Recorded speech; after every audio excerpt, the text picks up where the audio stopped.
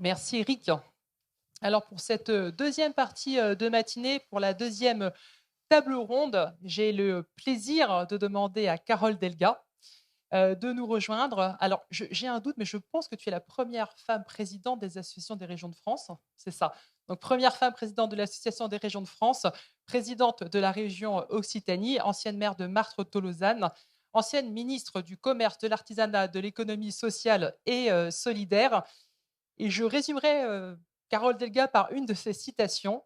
Nous réconcilions les idées sans négocier les convictions. Merci Carole d'être présente.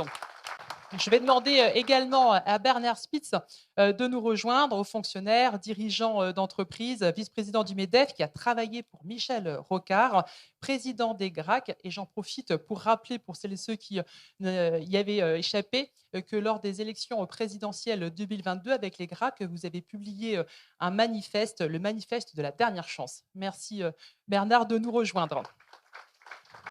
Et puis Malo Pinouette qui est présent avec nous. Je vais demander à Malo de nous rejoindre. Malo qui revient d'1 an au Canada, qui est étudiant à Rennes 1, c'est-à-dire en première année de droit, qui a été élu au Conseil régional des jeunes et qui est actuellement élu au Conseil municipal des jeunes de Calac.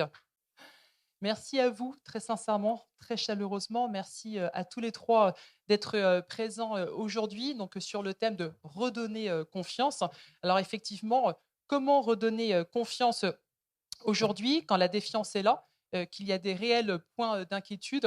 Pour rappel, 75% des Français considèrent que la France est en déclin. Quelques autres chiffres, seulement 35% de participation aux dernières élections régionales, seulement 73% aux élections nationales.